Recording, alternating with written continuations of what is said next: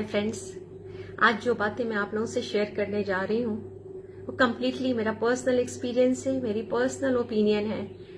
अगर आप मेरी बातों से हर्ट होते हैं तो आई एम सो सॉरी। मैं भी एक डॉक्टर फैमिली से हूँ। मेरे पापा, मेरे ब्रदर्स, नाना जी, मामा जी, कजन्स और बहुत सारे लोग हैं फैमिली में डॉक्टर्स। लेकिन कुछ महीने पहले जब मेरे हस्बैंड को सडनली हॉस्पिटलाइज्ड होना पड़ा तो इस मेडिकल प्रोफेशन ने मुझे पूरी तरह से झकझोर कर रख दिया। सबसे पहले तो हमें यही डिसाइड करना हमारे लिए मुश्किल हो जाता है कि किस बीमारी में कौन से डॉक्टर को कंसल्ट करें। पहले जब हम बीमार होते थे तो हमारा काम होता था एक डॉक्टर को कंसल्ट करना, क्योंकि वो डॉक्टर पूरी बॉडी की एनाटॉमी को समझता था। लेकिन आजकल स्पेशलाइजेशन, सुपर स्पेशलाइजेशन ने इतने सारे डिफरेंट ब्रांचेस बना दिए हैं कि अगर हमें एक बैकएक भी है तो हमें ये नहीं पता होता कि पहले ऑर्थोपेडिक के पास जाएं, न्यूरोसर्जन के पास जाएं, न्यूरोलॉजिस्ट के पास जाएं या फिर एक मेडिकल स्पेशलिस्ट को पहले कंसल्ट करें। और जब ये मसला हल हो जाता है कि किस डॉक्टर के पास जाना है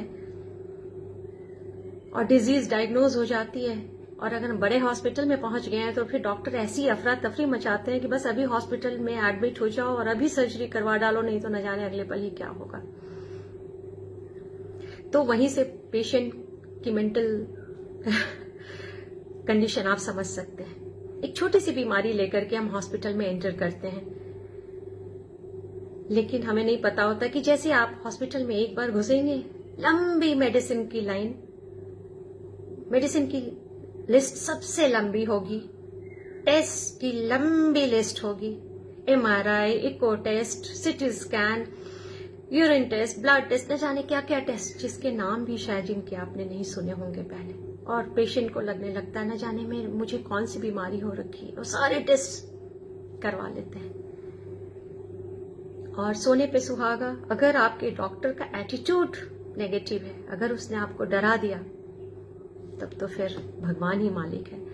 मुझे याद है कि जब मैं छोटी थी और मेरे पेट में दर्द होता था तो मेरे पापा कहते थे आटे का हलवा खा लीजिए, पेट दर्द ठीक हो जाएगा। मुझे पता नहीं कि उस आटे के हलवा का चमत्कार था या पापा की बातों का चमत्कार था। सच में मेरा पेट दर्द ठीक हो जाता था। तो आधी बीमारी जो है वो डॉक्टर अपनी बातों से खत्म कर देते हैं, अपनी पॉजिटिव एटीट्यूड से पेशेंट को ठीक कर देते हैं। मैंने तो, और दूसरी बात, जब आप कभी गए होंगे हॉस्पिटल में, बड़े हॉस्पिटल में, तो आपने देखा होगा कि जब आप मेडिकल स्टोर में जाते हैं, ऑब्वियसली आप उसी मेडिकल स्टोर में जाते हैं, उसी हॉस्पिटल के मेडिकल स्टोर में, तो आपकी मेडिसिन जो है, जो डॉक्टर ने प्रिस्क्राइब किया, अगर वो मेडिकल स्टोर में अवेलेबल नहीं है तो मेडिकल स्टोर वाले आपको कंसल्ट नहीं करेंगे, फटाफट से उस डॉक्टर का नंबर घुमाएंगे और बोलेंगे ये मेडिसिन अवेलेबल नहीं है तो आप दूसरी मेडिसिन प्रिस्क्राइब कर दीजिए। यहीं से इनका बिजनेस शुरू होता है।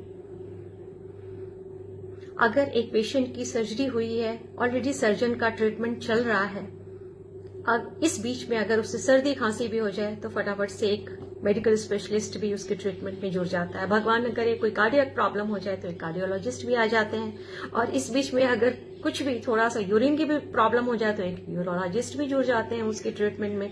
और न जाने क्या क्या छोटी छोटी चीजों पे नए नए डॉक्टर्स जुड़ते रहते हैं। और इस तरह से एट अ टाइम एक हॉस्पिटल में, बड़े हॉस्पिटल में एट अ टाइम एक पेशेंट को कई डॉक्टर्स ट्रीट कर रहे होते हैं। और मैंने ऐसा देखा है, मुझे एक्सपीरियंस है कि कई बार इग्नोरेंस की वजह से शायद एक डॉक्टर दूसरे डॉक्टर ने क्या प्रिस्क्राइब किया है ये नहीं देखते हैं, और एट अ टाइम एक patient 3 different types of antibiotics खा रहा होता है। अगर वो पेशेंट अवेयर नहीं है, अगर वो पेशेंट अलर्ट नहीं है, अपनी मेडिसिन को चेक नहीं कर रहा है और एक ही बार में वो 3 तरह के डिफरेंट टाइप्स ऑफ एंटीबायोटिक्स ले रहा है, तो आप सोचिए, फिर तो भगवान ही मालिक है।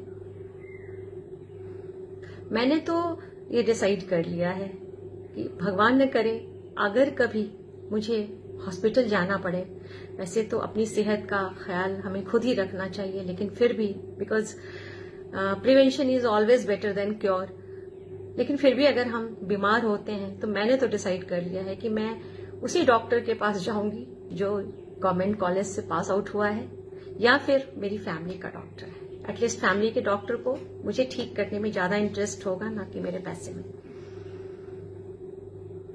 और दूसरी बात कि डॉक्टर का एटीट्यूड भी बहुत मैटर करता है। आप जब भी हॉस्पिटल जाइए अपने दिमाग की खिड़कियां खोल कर जाइए, पूरी मेंटल स्ट्रेंथ लेकर के जाइए।